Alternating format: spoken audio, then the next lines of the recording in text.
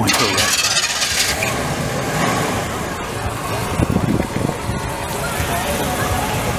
Let me just get the sound from the back there. Complete the symphony here.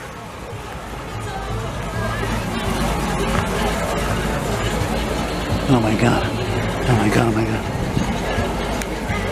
All right. Okay, let's make it happen. Hop in. Okay, okay. I feel like Charles Phoenix now. You know who I'm talking about, eh? Yeah. Oh my God, what does he say? He says a mid-century modern art. That's right.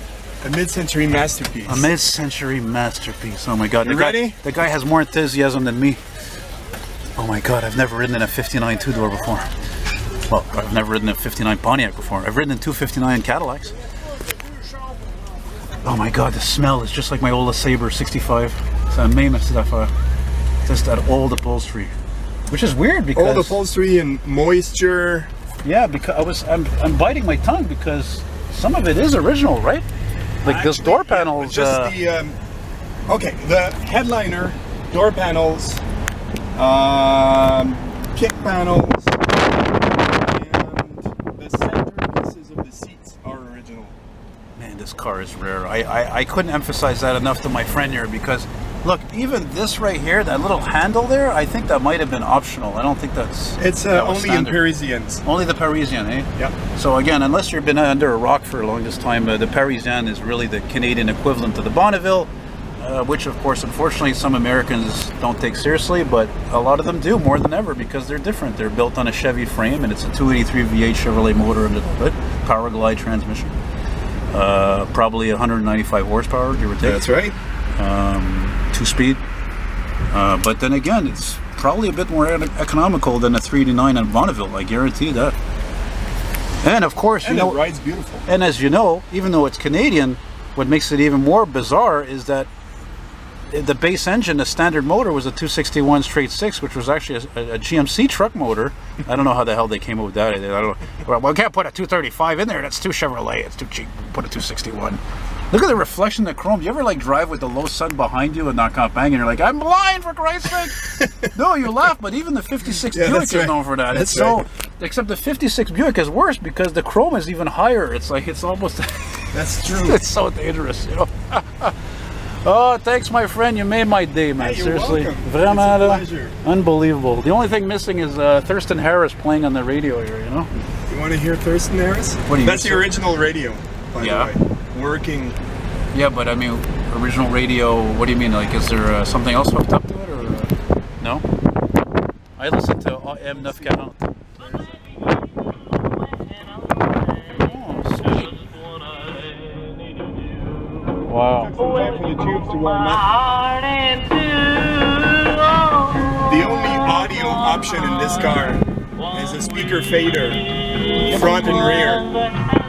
Wow. Yeah, but what the hell is playing though? Where's this all coming from? Okay, this is a little trick I have. You got an MP3 somewhere? Because I want to keep the car all original. Of course. The only thing I have in here that's modern is a transmitter. So my iPod is plugged into an AM transmitter. What? And it transmits through the original radio at position 1000. So if... Come on. Sure, that's the original radio playing. That's why I was asking. I said, this doesn't make sense. Look at this, you got Carl Perkins playing here, I think. Get out of here. But where's that playing from? Is it satellite? iPod. Really? Plugged into the transmitter. And that's the only thing. You're living the American dream, baby. Well, I like the sound of the original speakers. It's different. No, it is. I have a 58 Grundig radio in my room. I love listening to it. That's how it was. That's right. We'll turn around somewhere and go back to the show, but sure.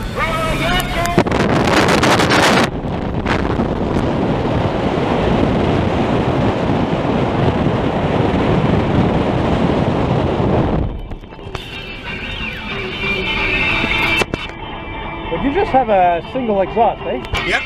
And remind my viewers again, what's the mileage again? It's a little more than 100,000. And you drive this car like a couple of times a week? You drive it regularly? Every time it doesn't rain, I drive Wow, this car. that's amazing. I drive it everywhere. But a guy who has a 59 Parisienne, what's your daily driver though? It's almost a daily driver. See that smell? Yeah. That's not the wildfires there. No, that's a refinery. That's right. I guess you get used to it if you live around here, ain't it? Sure.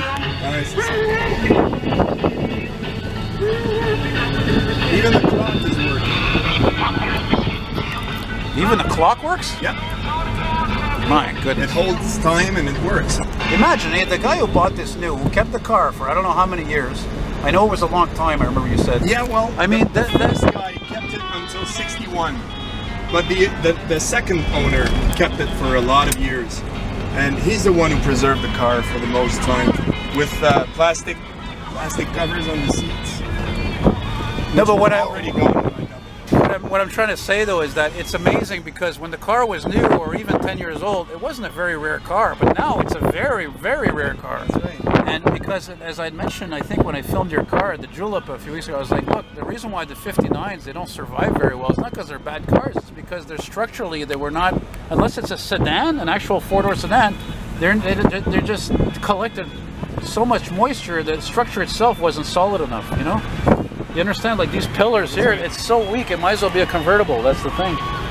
The only reason why there's so many more Chevys is because they made hundreds of thousands of them in 59. I actually have the, I think I have it with me right here.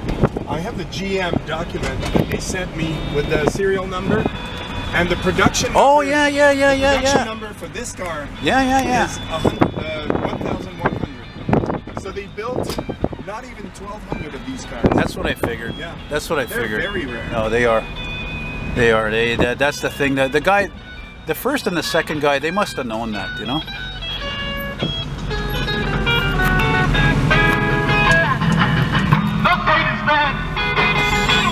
I like that.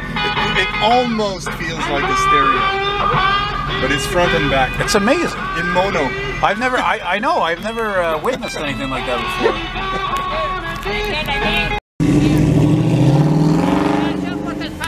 No.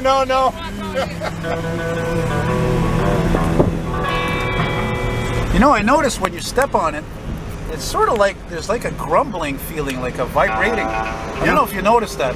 Yeah, it's the because these cars have a center bearing. Okay.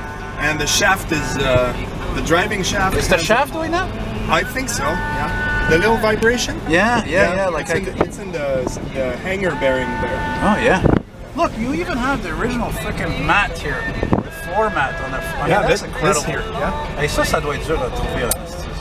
Seriously. I like these things because they wore out, so people threw them out. You know? Absolutely. Amazing. You made my day, man. Not that I had a bad day or anything. It's just you know me. I can't drive these things legally. I mean, I was telling a friend of mine before. I lived through friends of mine who have these cars. I mean, these types of cars. Even if it's like there was this kid over there with an 85 Parisienne. I love those cars. So they showed them mon enfance.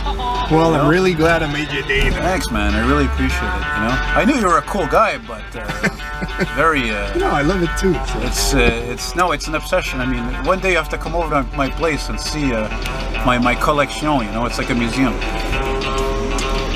I even think I'll park right there. I even have a two-door hardtop Bonneville 59 ad that I don't want to sell because it's it's like a two-door. It's a centerfold type of 14 by 22. And I don't want to sell it. It's just because going back the same spot. It's you know because at that time it was artwork. It wasn't photos usually. So. Well, thanks for watching, guys. I mean, how cool is that? Charles Phoenix, eat your heart out.